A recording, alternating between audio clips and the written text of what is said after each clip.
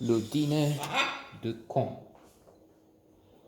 Le dîner de con avec le con oiseau. Dinner for schmucks with schmucky birds and narrator. Um,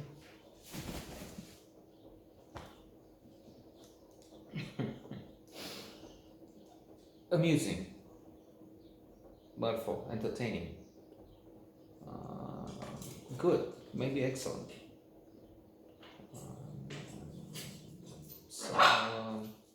Wonderful,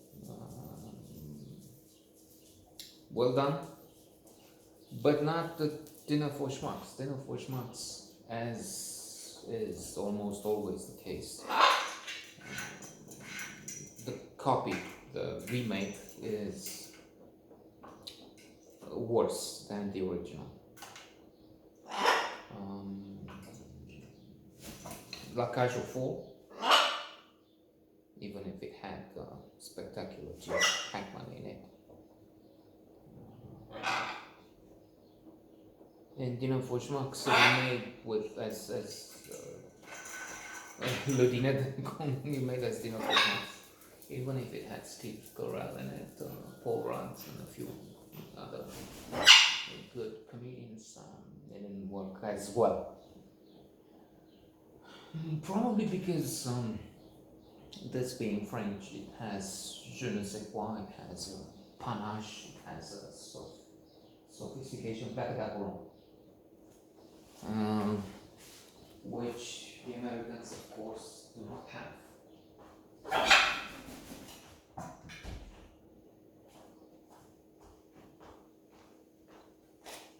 With my back turned, he in particular, but both, can act as schmucks and eat through the window, eat through the rubber bed. So let's be on the safe side. So here we have the same idea. These people, repellent, vicious representatives of what, let's say, a sort of a Trumpian circle. People who don't care about the hoi polloi. They have money and they abuse these crowds. They get them to the Capitol Hill to steal elections, invoking the big lie that the election was stolen and so on. And in this context,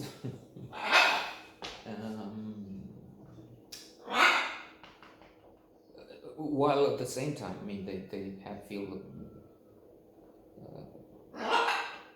biggest contempt for those QAnon people.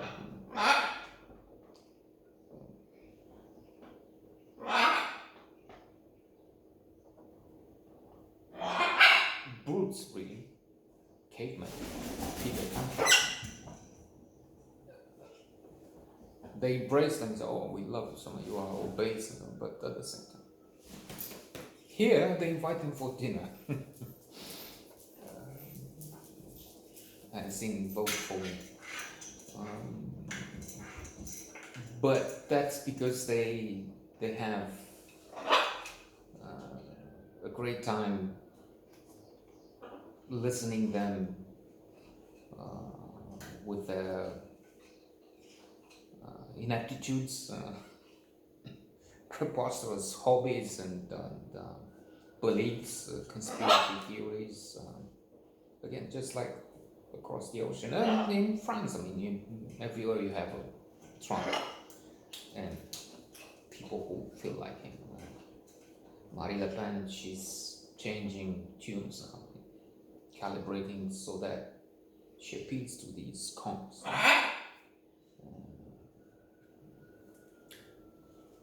Salvini, list is long. Orban, we have our own here, of course, red plate. Now gold hours. Okay, so take your last.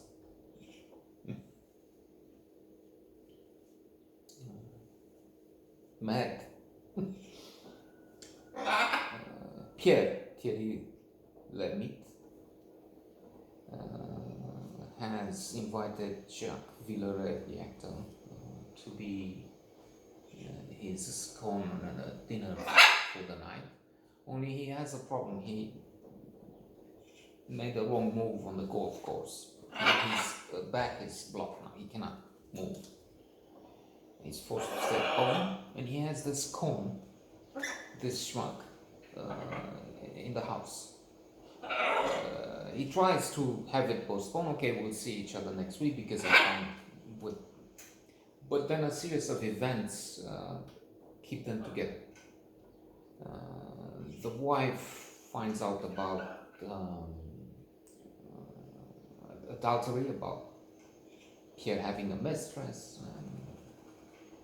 She's going away, but Pierre is in love with his wife. Apparently, if that's what you call love, it's more complicated.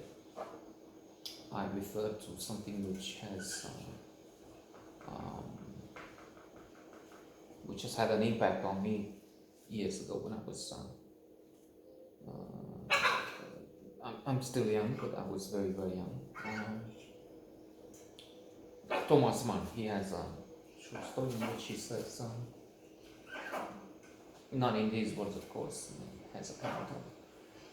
I'm flabbergasted to hear people around saying, well, our love is so wonderful, so great that there are no words to express it. The same sometimes for friendship. We had such good friends, you have no words to. And he's, as I said, a Pole, and he says, no, that's not true. Words like love and friendship don't have a correspondence in real life. You can find what they mean only in art, literature, opera, maybe, other arts. Because they mean so much. Love means a feeling that does not end, is until death do us part. But you don't find that.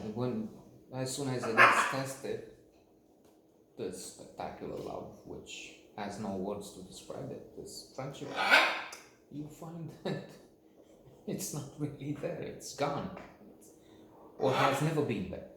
So returning to Pierre, he loves his wife. Well, strange that he finds he loves her when it seems she's gone and he cannot find her, and he's using his con, who's working at the tax office, by the way.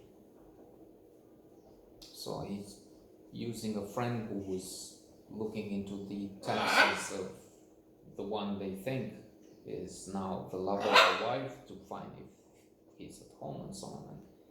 So you get in these complicated situations where le con, the schmuck, makes mistakes. Ma quel con è dégueulasse. Ma vous êtes champion.